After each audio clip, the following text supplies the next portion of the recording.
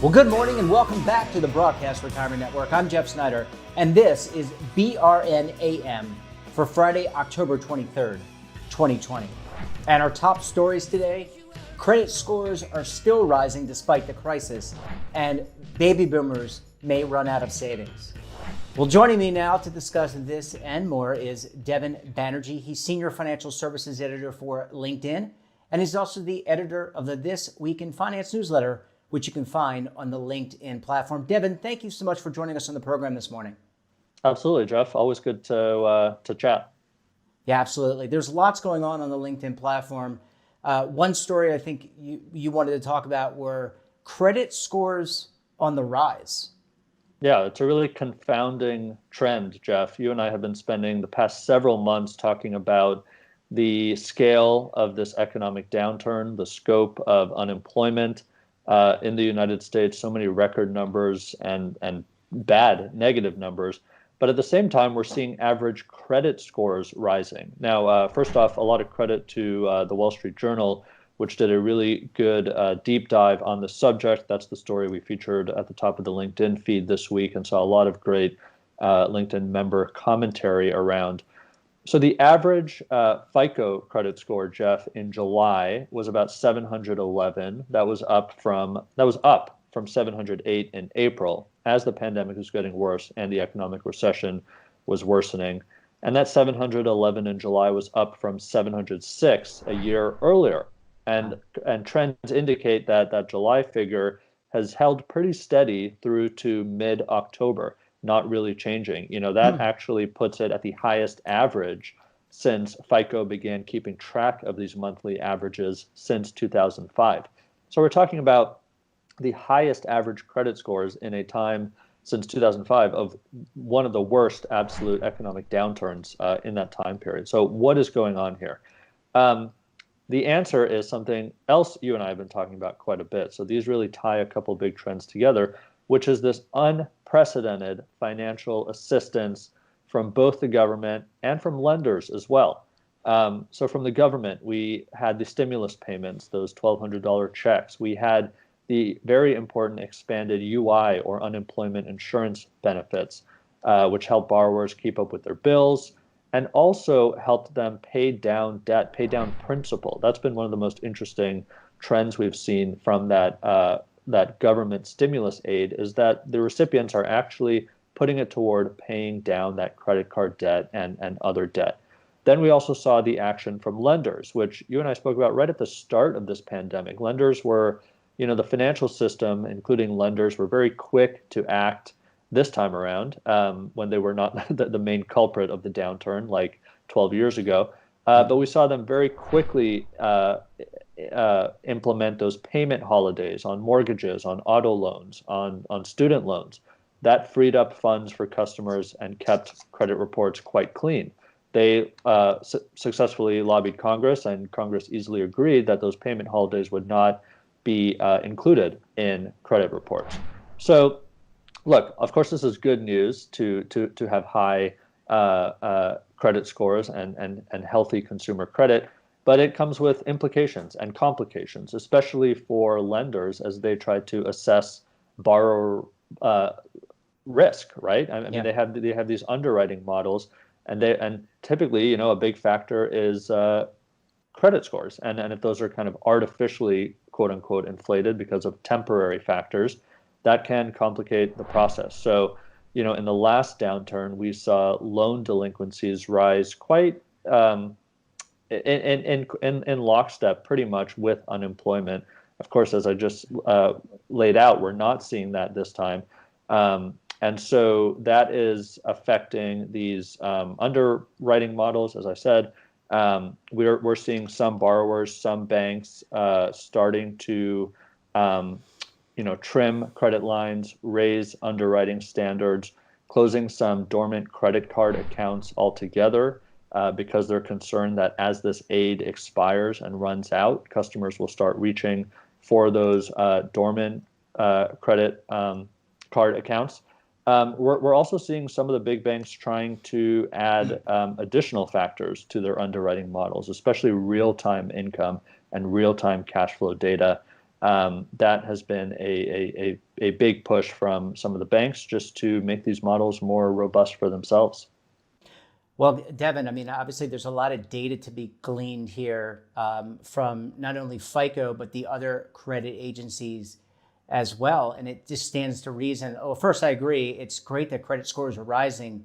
But at the flip side, if you're using that as a benchmark, if you're using credit scores as a benchmark to lend, I would be concerned about people expanding their spending if you said, as you said, if the stimulus packages dry up. One thing I wanted to ask you about, and this is not directly tied to FICO scores, but I read a story this morning that said that most people have gotten their holiday shopping done this month. They got it done with Prime Day and some other sales. I wonder how that may tie into credit scores. If people are like, okay, I'm going to do my holiday shopping, I'm going to do it now, keeping things back. I mean, does that actually hurt retailers, but also what does this mean for credit scores and spending? Yeah, it's certainly just an acceleration of the seasonal spending. We have featured a couple stories on the platform in the past few weeks, especially around Prime Day and what the implications have been for retailers selling on the Amazon platform that say they did not have enough notice that Prime Day was being moved up. So there are all of those implications. Yeah. And in terms of consumer credit, I think if as that assistance maybe is still in their pockets and in their wallets, that assistance from governments, from lenders, perhaps they felt okay or more okay spending for the holidays than they would in November or December. So we will see how that plays out. But overall, I would say, despite these concerns from lenders that I talked about, et cetera, a real standout takeaway of the past couple months, Jeff, which you and I have touched on, and I touched on just a couple minutes ago, but I just want to emphasize, is that there is this evidence that Americans are giving priority to paying down debt during this pandemic, and that was to many people quite surprising. As that aid came in, there was a survey done by the Federal Reserve over the summer, which found that those who got stimulus payments used about 35% of those funds to pay down principal, pay down their debt. And so they are prioritizing the right things in many people's minds. Absolutely. And the other thing I'll say is that this may not be indicative, Devin, of emergency savings. And that's something we have also talked about on this program with you and others, that one of the key lessons here is not only pay down your debts, which I applaud Americans. I mean, we have $1.6 trillion in student loan debt. By all accounts, that's being paid off. But in credit card debt was through the roof. But also the need to put money away for a rainy day like we just went through. And I think this was a clear signal. It'll be interesting to see if we have get any information on that, because I can kind of see these things kind of running parallel with each other. That's absolutely right, and also running parallel is just the waiting and seeing for additional fiscal stimulus. We see the real positive benefits of what temporary stimulus can do during a very difficult time of high unemployment, and so if stimulus is not renewed or not renewed to the extent that is appropriate or that people hope will happen, then we may see all of these things we're talking about start rolling over. Those credit scores, the ability to pay down debt, the ability to put away money for savings or long-term savings for retirement, which we're going to get into in the next segment. So a lot does hinge, given the level of unemployment right now in this country, a lot does hinge on additional stimulus, which hinges on these lawmakers coming together, which so far they say they're doing, they say they're talking, but no real action yet. Yeah, action is important in this case. Well, Devin, as you said, we're going to go to a quick break. When we come back, baby boomers may run out of savings in retirement. You're going to want to stay tuned right here on BRN AM.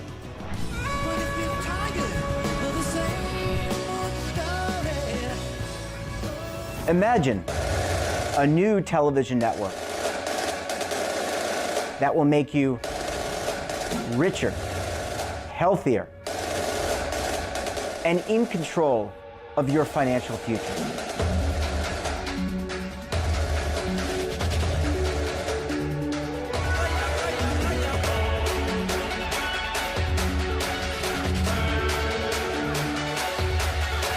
This network is for the policewoman in Nashville, Tennessee, the baker in Dubuque, Iowa, the teacher in Lexington, Kentucky. We want to make the idea of savings and retirement culturally relevant. But what do you see as a defining issue of the midterms? Especially for the smaller businesses. I mean, they are the lifeblood of the American economy.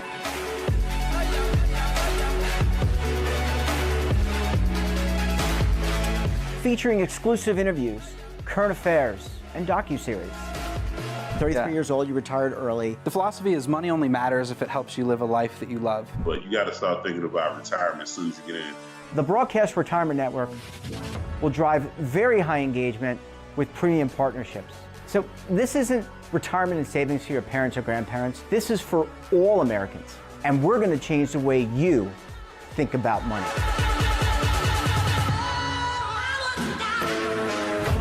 Welcome to the next frontier of retirement and savings.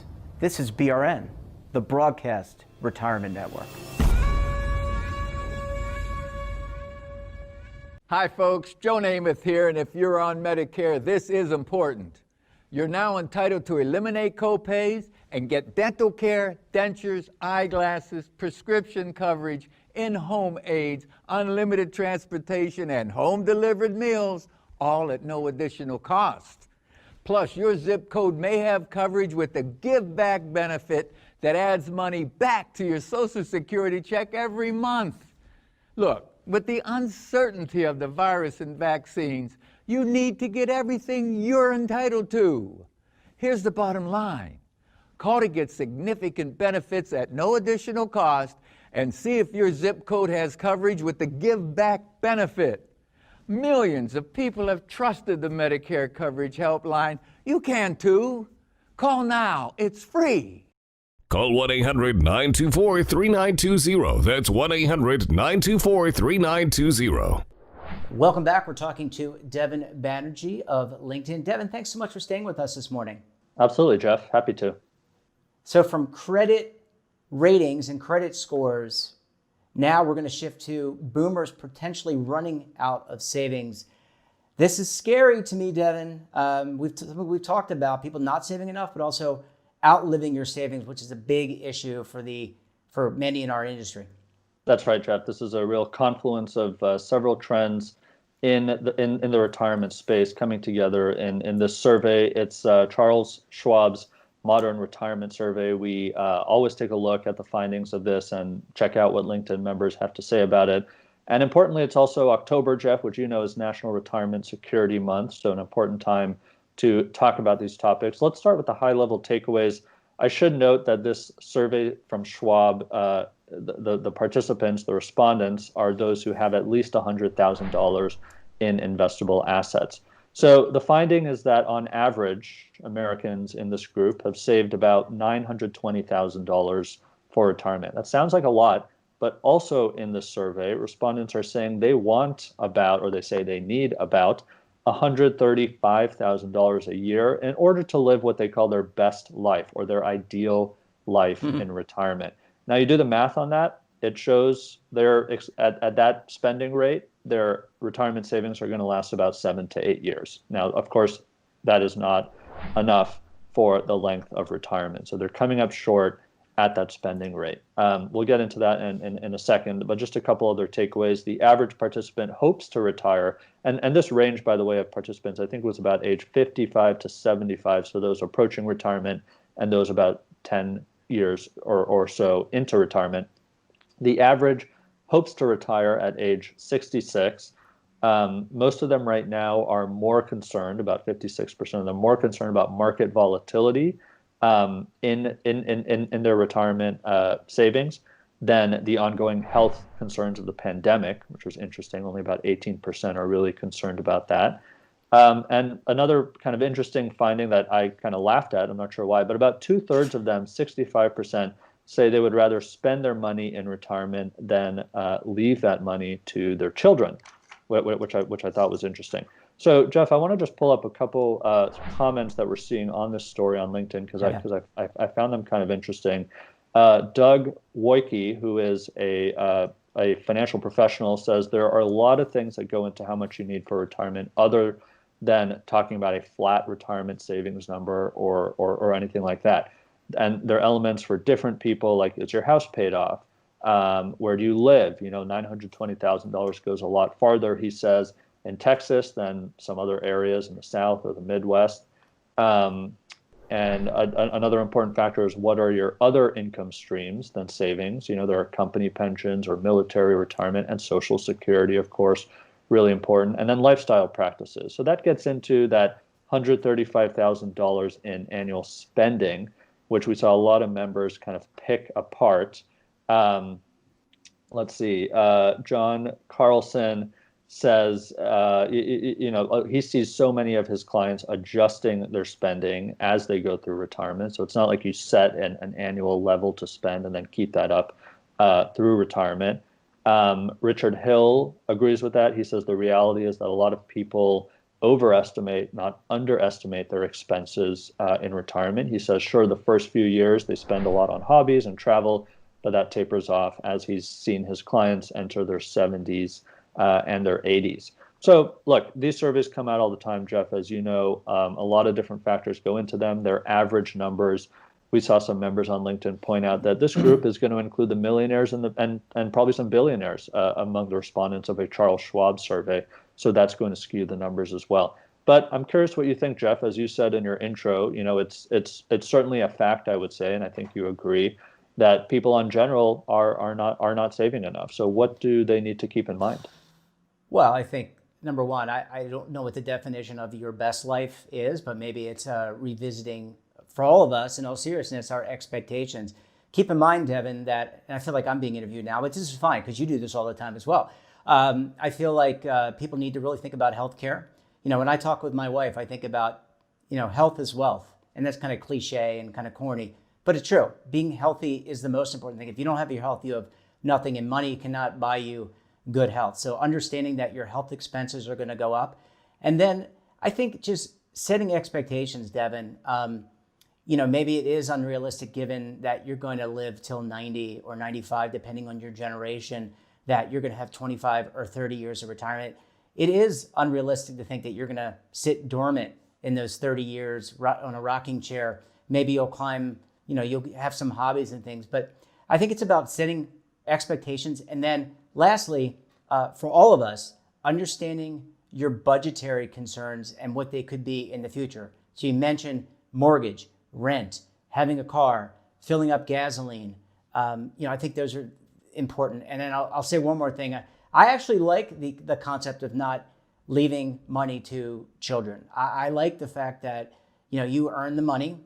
Maybe you can leave a little bit to them. You want to make sure that they're self-sufficient, but you've earned the money and you deserve to spend it down, and it's up to them. You've hopefully put them in a position with the tools to be successful. So that to me, philosophically, I really like, and you need to earn your way. And, you don't just need to have things bequeathed to you, but that's just my personal opinion. Yeah, no, those are several great points. A couple more points I just want to raise from an interview I did earlier this week, Jeff, with David Hunt. He's the CEO of PGIM, one of the world's largest investment operations, $1.4 trillion under management. Now, I should note that PGIM doesn't operate the defined contribution or defined benefit, any pension plans. But he, of course, he cares very much about retirement security. 3 points from him. He says people need to remember that interest rates are very low right now. And that means the risk-free rate and the return, especially on their fixed income investments, is not going to be as high as it has been in the past. That means people need to be thinking about putting even more money away for retirement, especially younger professionals, but certainly relevant to all ages. The second thing that really concerns him is that 40 million Americans don't even have access to traditional 401k type retirement accounts. That's because they work for small businesses or they're individual contractors or freelancers. This is a topic you and I, Jeff, have spoken about a lot this year. There was some progress on that with the Secure Act that went into effect in January of this year, but certainly a lot more progress needs to be made. And then a third point he made is he's a bit cautiously optimistic about that Department of Labor guidance which introduces the possibility of more private asset investments into plans like into defined contribution plans like 401ks. But he's cautiously optimistic, as I said. He says there could be some hair on that, and there needs to be a lot of research and diligence done into the risks of those types of investments. So a couple things to be optimistic about, one thing to be cautiously optimistic about, but certainly a very important conversation, especially this month, National Retirement Security Month, which I think, and I think you would agree, Jeff, should really be every month of the year. Well, it is here on the network. So I'll tell you, every day for us is retirement savings, personal financial independence month and day. But Devin, all great topics. Really appreciate you coming on and giving us your perspective, and look forward, as always, to having you back on the podcast and back on the show again next week. Sounds good, Jeff. Take care. And that wraps up this episode of BRN AM. Have a topic of interest or someone you think we should talk to? Drop us a line. And don't forget, for all the news in retirement, markets, technology, personal finance, so much more, check out today's edition of The Morning Pulse. Don't forget, we're back again tomorrow with our retrospective look-back show, BRN Weekly. We've got a very special guest. So until then, I'm Jeff Snyder. Stay safe, keep on saving, and don't forget, roll with the changes.